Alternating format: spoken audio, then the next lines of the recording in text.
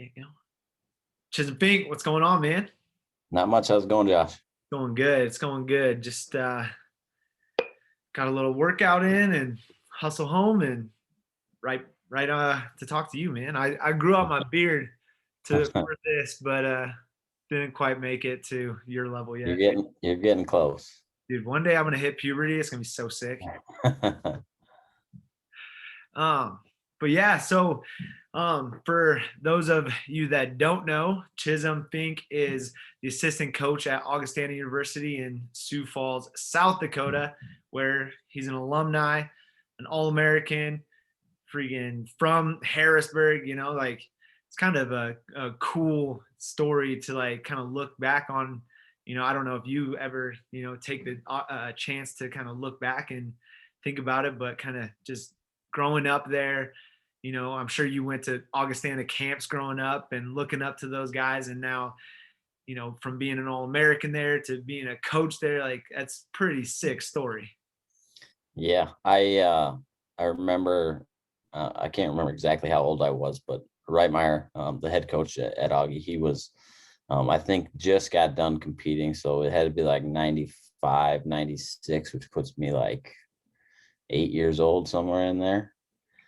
7, 8 years old, and going up to SMI, which we still run now, a freestyle camp. And he had actually broke his jaw wrestling, so he had his jaw wired shut, and that's like the only thing I remember about that camp, being so young, But I was thinking to myself, what's wrong with that guy's jaw? He can't open his mouth, And then years later, hearing the story about him breaking his jaw, and then he broke his jaw, and then was training, and he had to breathe through his nose because he couldn't open his mouth. He had his jaw wired shut, and he's still training and stuff. And he got in such good shape wrestling with guys breathing out his nose.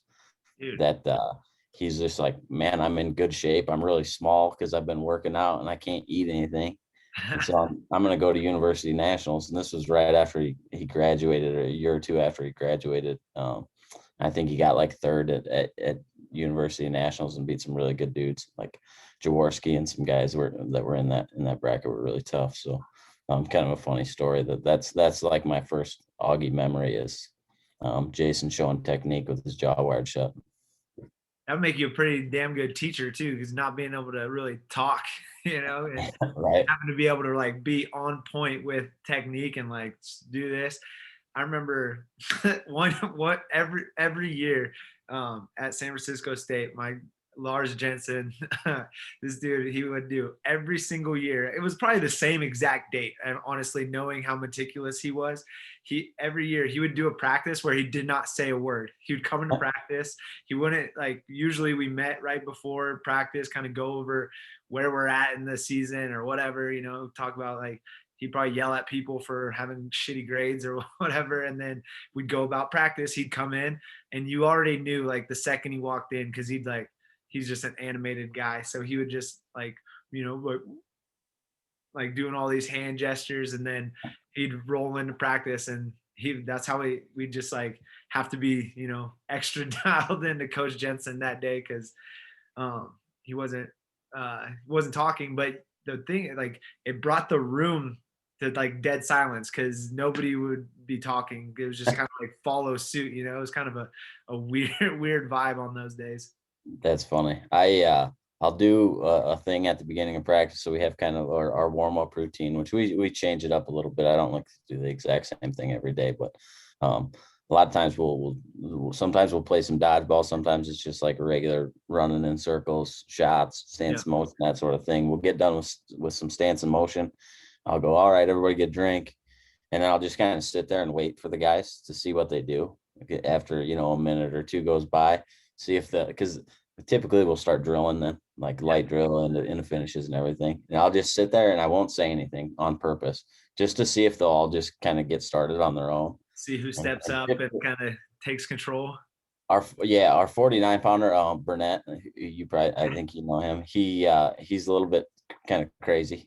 And he's a workaholic, so he typically gets guys started. Most days he's starting drilling before I even say it. He wants to grab his guy and get going right away. So he kind of gets everybody going. He's the first one, and then somebody else will be like, well, I guess if he's going now, I'll just start drilling too. And then the whole room kind of follows suit. But it's fun to watch those guys get started on their own. Burnett sometimes looks at me like, hey, dude, you going to say it already? Because I'm ready to start. And I'll just kind of stare at him or act like I don't see him looking at me. And then he'll go start on his own. I'm gonna get going one way or another. Like Mhm. you're not gonna get me going. I'm gonna get going. I mean, you kind of need those guys in the room, right? Like you need those guys that are like a little bit crazy, just to, kind of bring the energy up or bring that level of intensity up. I think sometimes I don't think necessarily in the wrestling world, but, definitely in day-to-day life, that's getting less and less of a common thing, or even an okay thing, is to be like that kind of intense with everything you do. And Yeah. like you need those people around you. You want those people around you, just to, keep it pushing forward in my eyes. Yeah. Yeah. It's nice to coach guys like that you kind of have to, you actually grab the reins and pull back rather Yep. than Yeah. and push forward. It's like, I think you're doing enough. That's pull it back just a little bit. You're overtraining. I'd much rather tell somebody that than, dude, you got to pick it up. So it's nice that you don't have to tell them that. Yeah, that's that's crazy. How's the season been? I know, we talked with Wyatt Turnquist last week of Northern State, and you've coached Wyatt a bunch on the national teams and stuff like that. But just like, just kind of, picking his brain about, how their season's been and how they're adjusting, to it. What have you guys kind of been doing?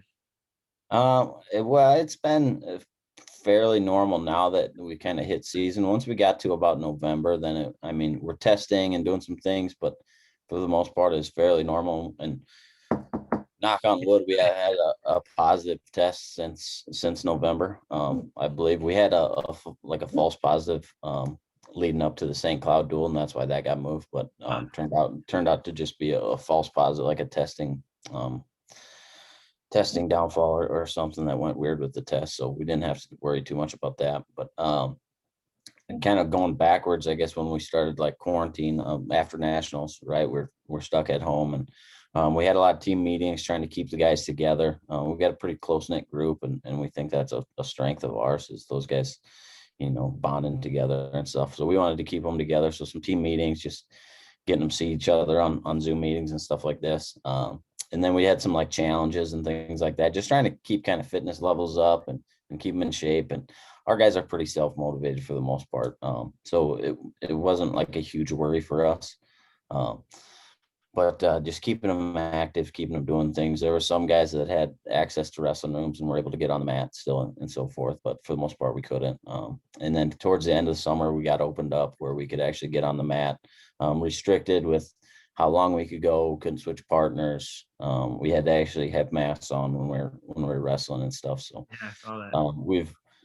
and then as the season got going, it just got less and less restrictions and stuff to where now we're pretty much, I mean, obviously we're testing 3 times a week and we're wearing masks and stuff in the room. But other than that, we're just back to normal for the most part.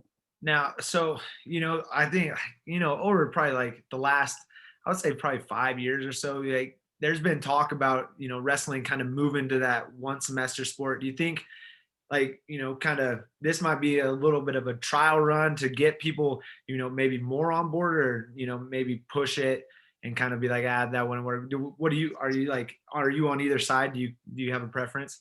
I haven't dug into it probably enough or put enough thought in to have it like a good concise thought out idea which one's better than which. Yeah. I'm not real sure. I do think the season's long. um I do think covering 2 semesters, covering finals, and then for us we have J term also, so Yeah.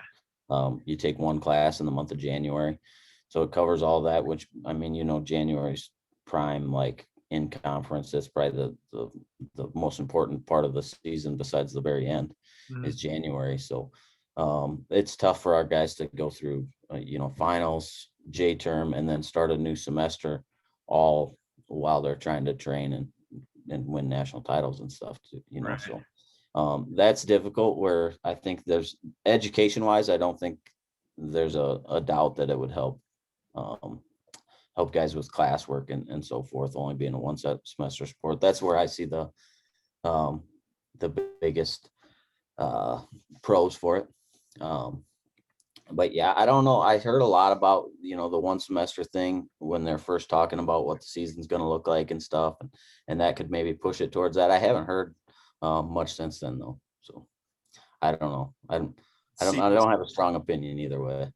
I do. Yeah, I'm kind of right there with you, like educationally and just like, workload, it would make it probably a little bit easier on the kids. You could, honestly, you make that first semester, you load up on a few more classes and then lighten the load in the second semester if you wanted, and make Yeah. it a little bit better on you. But yeah, either way, I think, wrestlers are so like, we're accustomed to something, we don't vary off of it sometimes, so Yeah. it'll be interesting to see if that ever um even changes. But I'm a big fan of freestyle. So as long as it doesn't screw with freestyle stuff, then yeah, I'm okay with anything. If it messes with freestyle, then then I don't uh, know. yeah, it Then can't, I'm it probably can't, on the definitely side. can't go into like April and May for sure. Yeah. We got too many young like superstars at this point to mess with that, guys Yep. coming up through the ranks and being ready immediately. um for you guys, is that something that you see now, where you know guys coming into your room a little bit more prepared to compete right away? It varies. I mean, it's at our level. Obviously, the D1 level, you see some of those guys that are coming in now that are, ready to win a national title the day they step in the door. At the D2 level, we have some guys that are ready to go and ready to be All Americans right away. We have some guys that, take a lot of work and are going to take, 2, 3, 4, 5 years to mold. And, we've had a lot of guys in the program like that came in and were really bad, to be honest. There's not much of a better way to put it. And I was probably one of them.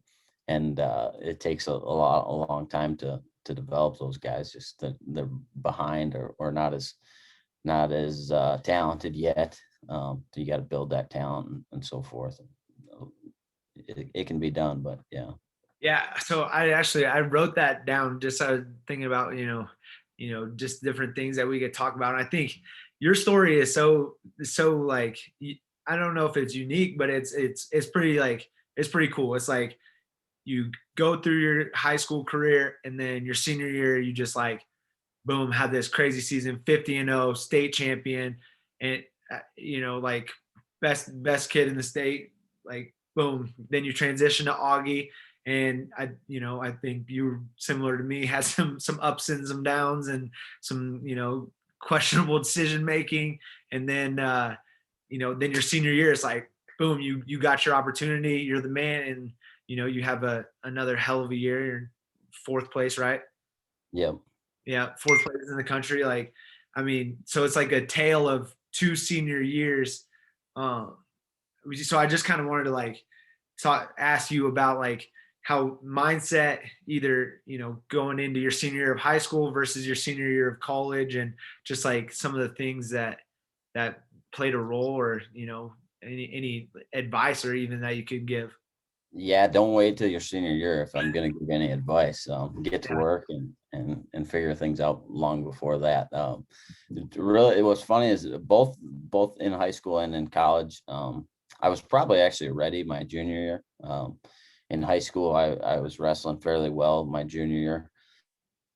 And had a really, really bad like region tournament to not qualify for state. So I probably should have. I was probably close to that level. I was also wrestling 145 pounds my senior year. I wrestled 35. So our team was pretty good. We had some good guys in there at 30, 35 and 40. So I was at 45. I couldn't beat those two. And then when I got beat out, going back to high school, when I got beat out of the region tournament and didn't qualify for the state tournament, it was devastating at that point. I was just so sick of losing that I was like, I'm not going to let this happen again. Mhm. Like there's just no way. in the locker room right after I got beat out was when I made my mind up. Like, I'm not letting this happen again. It was embarrassing. It felt like shit. I thought I was going to make state tournament, didn't. I had a bunch of teammates that were going to the state tournament, winning state titles. Guys in the room that I wrestled with that I knew that I could wrestle with were at the state tournament. They were placing, they were winning state titles. I'm like, these guys can do it. Why can't I? So then I went to work, and luckily I had a really good high school coach, Smokey Wallman, who is a legend in South Dakota. He wrestled at Iowa State, wrestled with Dan Gable, was an All-American. His kids were a 6-time state champ, a 4-time state champ, and a 4-time state champ. He's just a legend. And I got him my last 2 years of high school, and that was a huge thing for me. So he would come in anytime I'd ask him. He'd come in probably twice a week and work with me. I'd bring in different partners or just work with him, which he was like 65 years old at the time. So he wouldn't do a ton of wrestling with me, but he still would when I needed him to. And I did that. I found a bunch of camps. My dad took me everywhere he could find a tournament that I would go to. I did everything I could. I turned over every rock I could for, from that point until the season started again. And I obviously got better. I think skill wise and so forth throughout that summer. But I think it just gave me a lot of confidence knowing that I don't think anybody else worked that hard. All summer long, I had a job. So I'd work anywhere from 12 to 15-hour days building fence. And then my dad was the maintenance guy for our high school. So I had my own key to get in the wrestling room. So after working, 12, 15-hour days, then I'd go and work out by myself every single day. Sometimes I'd have partners and stuff that'd come in with me, but if I didn't have a partner, I'd just go in the gym. I'd lift a little bit, go outside and run, and then I'd do stance and motion and stuff in the wrestling room by myself. And I did that every single day, all summer long. And that gave me a lot of confidence knowing I just didn't think anybody else was doing that, Yeah, that's something I try to tell my kids all the time. Like, preparation creates confidence.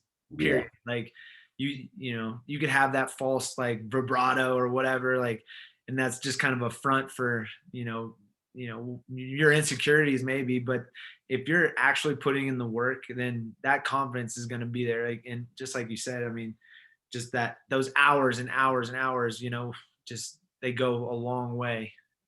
Yeah. So I did that, and that gave me what I needed to do to win a state title, which was my goal at the time. And then I went into college, and I wasn't good enough to be an All-American right away. I took some development, and I give most of the credit to Reitmeyer. I wrestled with that guy countless hours doing individuals, and him beating the heck out of me over and over and over again. My goal when I came into college was to be able to beat Jason by the time I left. And if we had wrestled my senior year, he probably still would have teched me. So I never got there, but I did get to be an All-American, I guess. But so I needed some development, and I took some time, and I made some bad decisions that set that development back and things like that. And then my junior year, I was probably I think I was good enough to be an All-American. Nate Herta was a 2-time All-American. We wrestled off like 6 times that year. He won 3, I won 3, and he ended up starting, and I think he got 3rd that year. So yeah, he was a freaking terror. He was tough. I mean, that we were in the same year, so that was, I mean, you guys had a freaking team back then. I mean, it was just like top to bottom, pretty damn tough all the way through. Yeah, I was behind. I lost wrestle-offs to Nate, to Mike Long, who was an All-American, should have been a 2-time All-American, blew his knee out in the round of 12 for his second All-American. And then Jay Shear was a 4-time All-American national champ. So I was behind. I lost wrestle-offs to all of those guys. And Jason Jeremiahson, 2-time All-American. I lost wrestle-off to that guy once too. So everybody I was behind was an All-American. So it was tough to get in the lineup when you look at it that way. But I also, once I got in the lineup, I was ready to go. I was ready to be an All-American.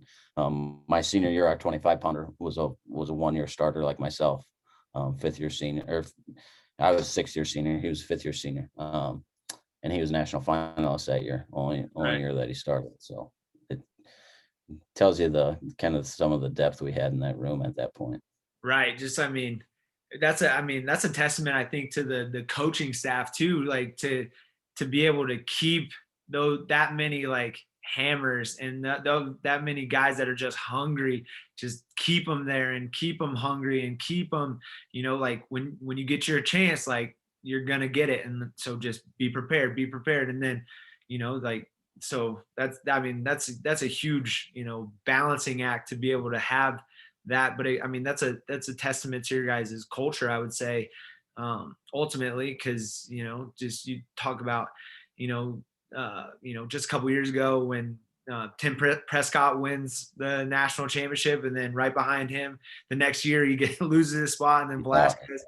But and I always talk about this story just because I think it's just it's a cool thing, and it's something you want your program, or you want the people around you to be like. It's you know Prescott was in the corner coaching Velasquez in the national finals. yeah, Velasquez or Vasquez. It was Velasquez.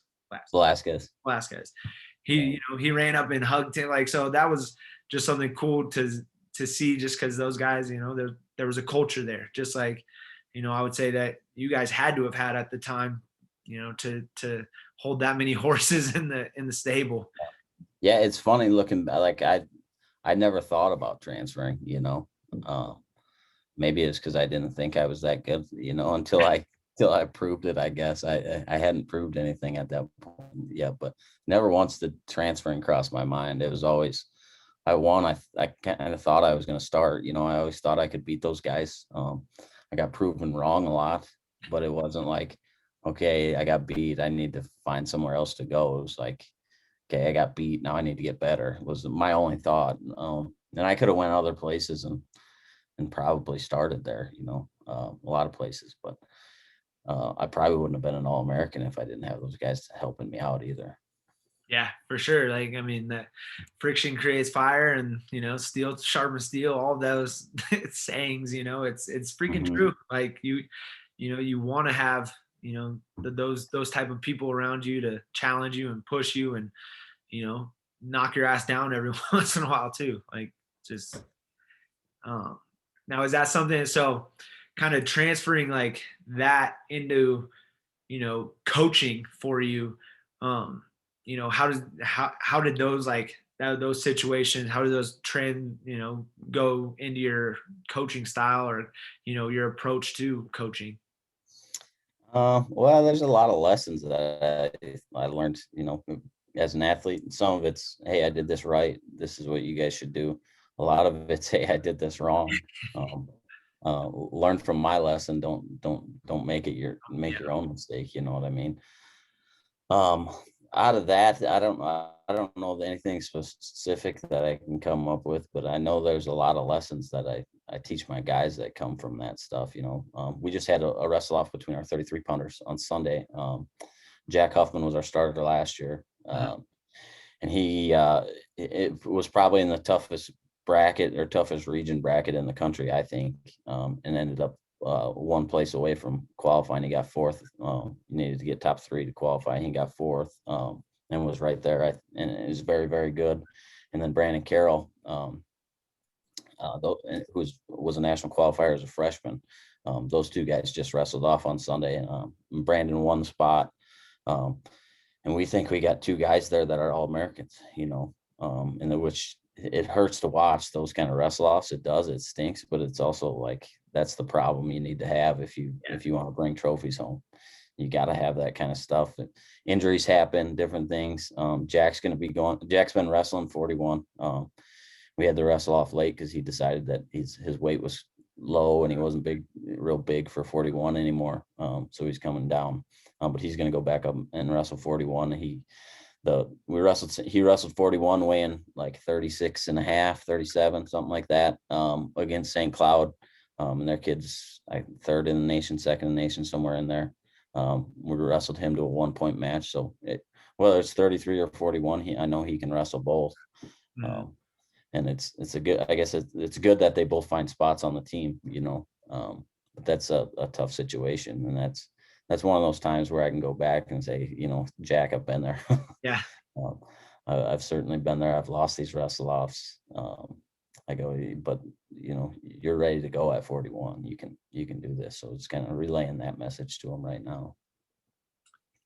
Yeah, for sure. Like, yeah, I mean, you want those problems as a coaching staff. You want those, those tough matches in the room. You don't win trophies with 10 guys. It takes the 25, 30 kids that are on the roster that, that's why everybody gets a ring. It's not, it's, down to the stat girls, the athletic trainers. There's so many people, especially in a college, athletic situation. There's so many people that are involved with doing it. So it's, you want those good people. You want those, those people all pushing in the same direction. Yeah, for sure. For sure. It's a necessity, and again, it does stink. It breaks your heart when you have to, you know, have a situation like that where a guy's good enough to be an All-American and he's not going to have a spot. Now, Jack luckily has a spot, which is good, but we've had situations in the past where it's like, man, both these guys are really good. Yeah. I want them on the mat, but it can't happen. It's tough to deal with as a coach, but at the same time, it's like these are the problems I want to deal with, Yeah, rather than going, absolutely. I got to find somebody that can wrestle this weight because we're getting crushed. Yeah. That's a better problem to have than that. Yeah, absolutely. What do you guys got coming up this week? Is there 3 more weeks of the Two, duels? two more duels and then regions. Yep. So this week, Thursday, we have Upper Iowa, which is they're always good. They're good again this year. Yep. So wrestle those guys, and then Moorhead next. So after them, and then get ready for region. Now, do you think that there's chances of the Division II national tournament like opening up some more spots? I know they added a pigtail now, right? Yeah. So last year or 2 years ago they added spots. Now they've for this year they've brought it back down. I think I can't remember what it is. I think we have 25 spots coming out of our region, which they increased that because our region has 11 teams, and there's some other regions where teams have opted out of, or schools aren't participating, where they only have like 5 or 6 teams. So they actually shifted stuff around and gave us a few more qualifiers, which is good. How But do they I don't decide think we hit what the weights after that. get the more? I'm not even certain. It's the top 2 and then some wild cards, and I think it'll just kind of be Vote? like back in the day where they'll have a meeting after the tournament and vote on wild cards, and you hope to get in. So Yeah, that's what we did even at when I was at Wayland Baptist after the NAIA regional. Yeah, we had us, like, I think it was like 10 wild cards or something like that. I don't know. We got basically a wild card per weight class. yeah, And you kind of just voted on it. But yeah, that's how when Jason won his national title, that's how he got in. He didn't qualify and he got a wild card, and then won national tournament. God dang, talk about making the most of an opportunity. That's Right. insane. Yeah, crazy story. So going down the stretch, are the boys, are they relatively healthy then? Is it less impact on their body? And We've changed our training quite a bit the last couple of years, so we're actually pretty fresh. We keep our guys fresh. We really are smart about which days we train really, really hard to make sure that that we kind of hit these mini peaks every time we compete. There was times where we trained through competitions a little bit. Now we try to do that a little bit less. Try to give these guys a little bit more time off, but also making sure that during that time off, if we give them a day off, it's not really a day off. It's a day to do what you need to do. So some of them are getting in and getting a bike workout in. Some of them, if their bodies are beat up, they might come in and just do a warm up and a stretch. If they're feeling good, they might do an individual or grab a guy and drill and roll around, get some live in, whatever they need. If it's a guy that's a little bit smaller, our heavyweight is 225 pounds. He might take those days and get an extra lift in. Some of those guys that aren't cutting so much weight. days to individualize their training, and a lot of it's led by them, what they want to do, but sometimes we put our hand in there and say, hey, this is what you should be doing these days, this is what you need, type of things. But again, like going back to culture, like you said, Jason's done a really good job of implementing and designing our culture to where our guys are kind of accountable for themselves. They're self-motivated, where really it's just kind of guiding and steering them, and like being a sheepdog, Yeah. working them side to side, making sure they're staying in the right path, but not pushing them so hard from behind, or we don't have to. They're heading the right direction most of the time. It's just straightening them out every now and then. Yeah, that's awesome.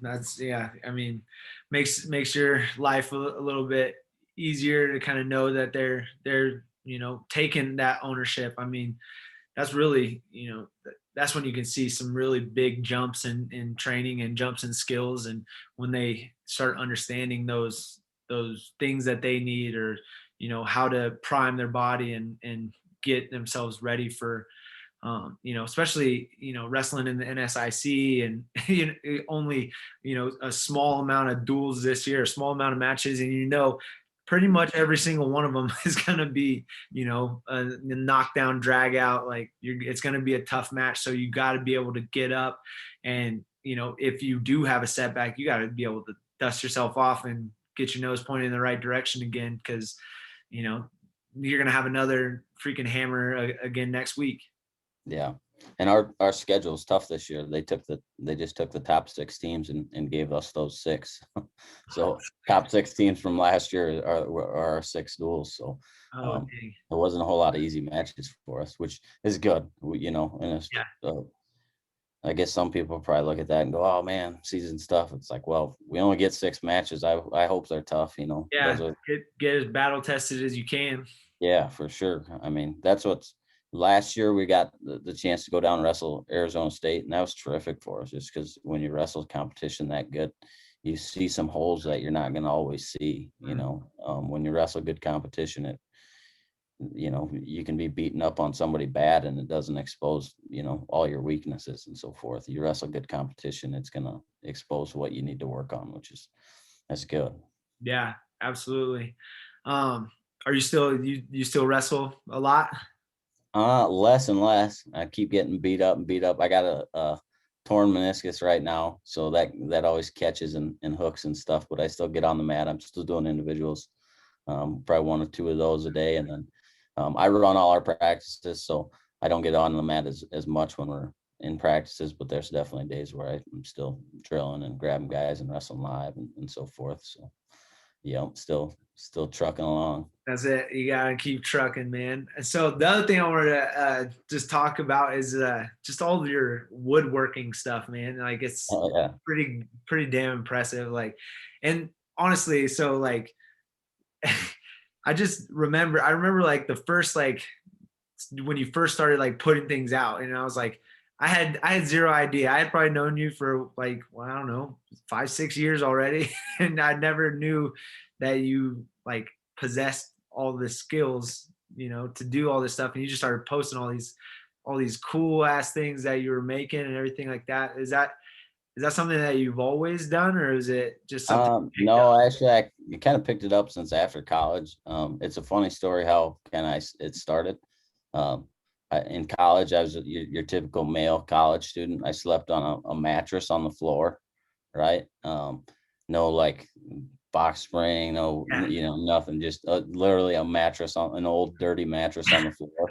And I graduated college, and I was like, you know what? I should probably actually have like a bed, but I was also broke. So I was like, well, I can't buy one. So I'll just build myself one. And so then I built that bed, and then that turned out okay. And then my sister actually asked me she goes, can you build me a dining table? And I was like, well, maybe. So then I did that and built that, and then it kind of just went from there. And people ask me, hey, can you build this? And I go, well, I haven't ever before, but I can probably figure it out. And then I just figure it out and go from there. Yeah, it started as kind of a hobby, and now it's turned into kind of just like a little side gig for me, which is nice. What's the thing that you've built that you're the most proud of? I recently built my bed, like a new bed for myself after I'd had that old one. That's probably the biggest, like, nicest thing I've built so far. Um, yeah, I think that one is. I got a chair that's in my workshop right now that I'm building. That's pretty sweet. That'll come out here in a few weeks. So That's sick. Yeah, I possess zero of those. oh, I can't. I no. I have trouble putting my son's freaking toys and shit away or uh-huh. together. So I always like seeing that stuff. It's impressive. It's cool. I What grew up on a small farm, so you kind of got to just figure out how to do things. Things break down and so forth. You figure out how to fix them. You don't have a figure lot out? of resources, but you just kind of learn to MacGyver things. It's probably where I got that from. Yeah, no doubt, no doubt. That's sick. So what kind of heading down the home stretch of the season, kind of something I asked Wyatt too is just like, what's the mindset, you know, knowing that maybe you don't have as many matches as you typically do at this point of the year, knowing that you're maybe not as sharp, as you normally would be. But on the other side, you're a little bit more fresh. You're, maybe a little bit more motivated because you don't have, a ton of setbacks over the course of, the shorter season. So what's kind of the mindset of the Augustana program moving into these kind of last couple weeks? Um, it's a lot of building confidence right now. You know, our first duel, we're a little out of shape. After that, I told our guys, you guys got about 5.5, 6 minutes of hard wrestling in you right now. We need to get to 7. Then that very next duel, I thought we were at that 6.5 or so mark. Next duel, we we're at 7.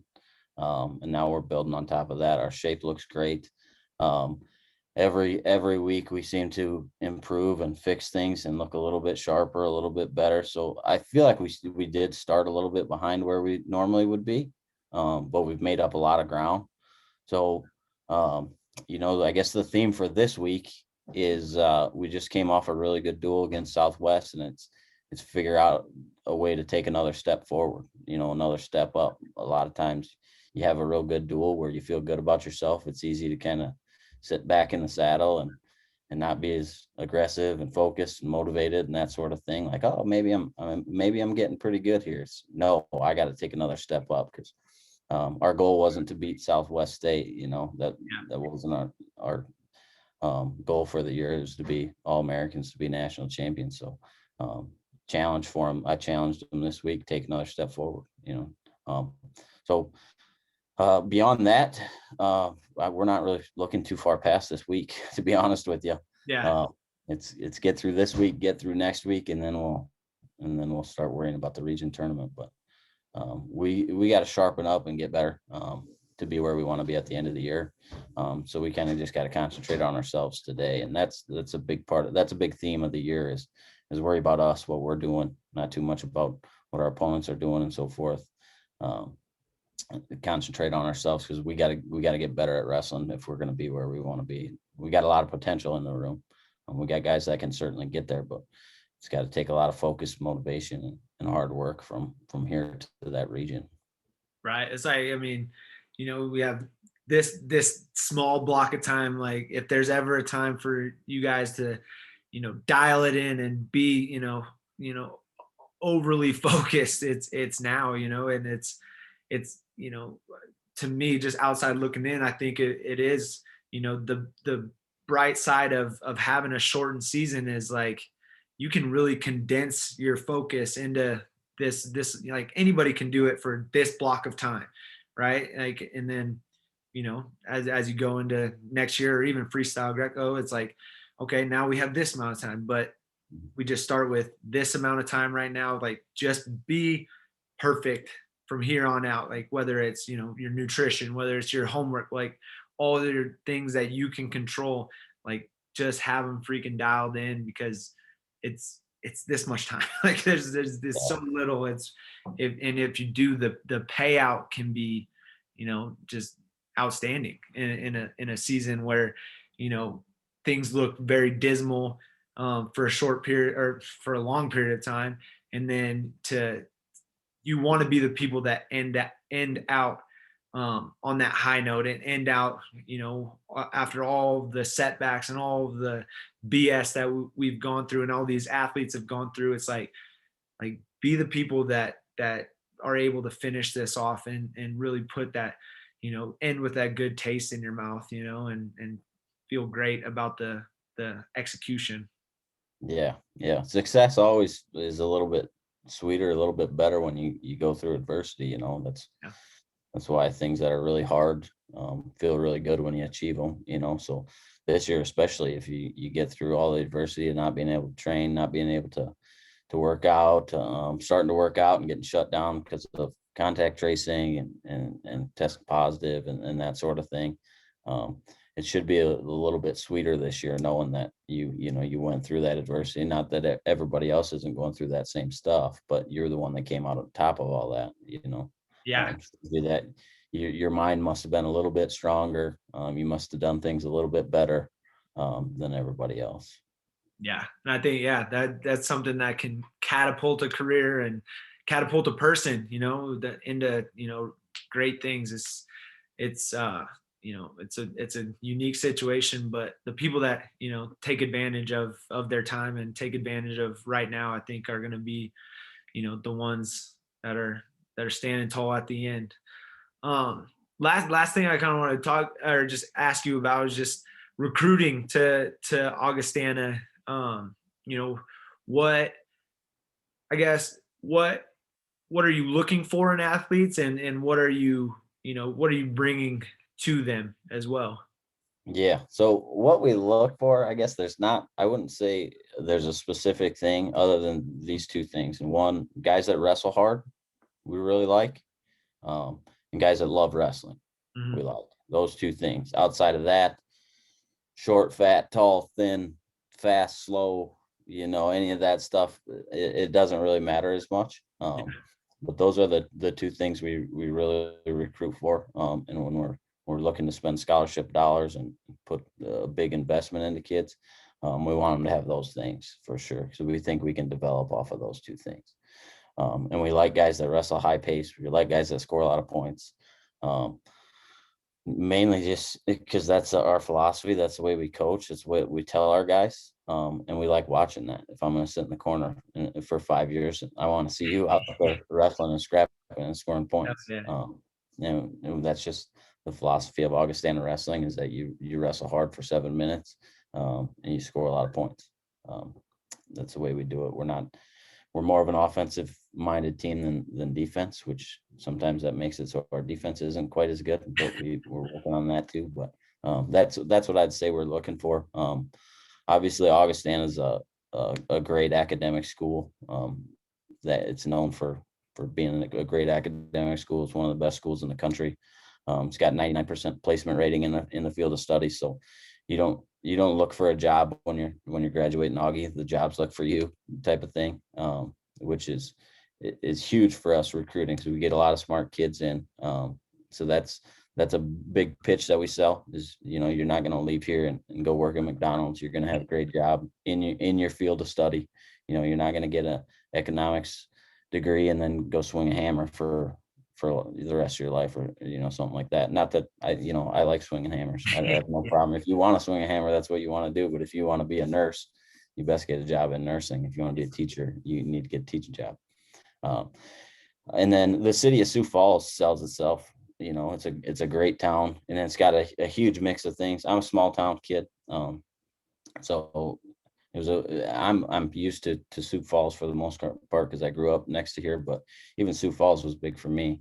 But it's got a good feel to it. Augie's kind of right in the center of the town. Augie itself is a small school. It feels like its own small town. But then if you want to get out into the city, do more things, go to the Falls Park or go to a football game, go to, all sorts of events, concerts, everything that's going on in town. You can get that kind of big city feel or bigger city feel.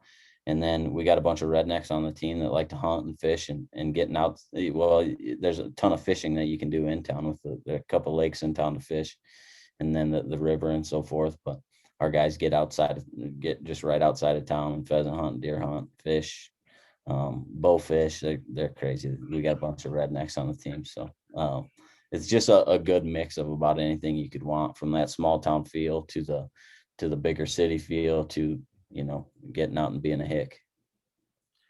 Yeah, that's awesome. I love Sioux Falls. It's definitely a great place. It has, like you said, it's growing like exponentially just since I've been even around it, but Mhm. it's still got that, small town. And the thing I would add too, just is like the people of in the Midwest, the South Dakota people specifically, like they're genuine, they're welcoming, they're friendly. Like you don't get that everywhere necessarily. So that's something that I always really enjoyed about living in the Midwest is people are are genuine, and they're actually, and when they ask you how are you, and they ask you if they can help you with anything, typically they mean it, and they are wanting to help you, or wanting to know how you are. So um, that always went a long long way for me too. So Yeah. uh, As far as the advantages of our wrestling program, I think our culture that Jason's built is the biggest thing. You're going to come in to a group of 30 guys that want to do the same things as you. They keep their noses clean for the most part. They're focused. They know what they want to do academically. They know what they want to do athletically, and they're not really willing to sacrifice either one of those things. And Augie's a great place where you don't really have to sacrifice either one. You can get a great degree. You can move on to a great career afterwards, and you can also win. And we've proven that not just in wrestling, but in all our sports. We've won 4 national titles in the last like 5-6 years in different sports. So it's a good environment for both of those things. awesome, man, awesome. Well, we'll definitely be watching for your guys down the line. I have some personal ties to some of those kids, like Hunter and those guys. So definitely looking forward to watching them. And Brandon, he's a senior, right? He's got to be. He's like, Yeah, he's going to come back again next year. He's got the free year. If you gave that guy 10 more years, he'd come back for every single one of them. yeah. He's a glutton. So that's good. I hope to see him more. He's fun to watch. Oh yeah, he's yeah. That's a rip. Yeah. Talk about when we talk about, we like guys that score points and wrestle hard. If there's 2 things I would say about him, is that he likes to score points and he wrestles hard. He embodies what we kind of talk about a lot. Love it. Love it. Well, I appreciate you jumping on, man. It's great to see you. Yeah, thanks for having me, dude. I appreciate it. Yeah, we'll talk again soon. And yeah, we'll I'll send you that hat too when I get it. Awesome. Thanks, man. Right on. Thanks, Chisholm. See you, dude.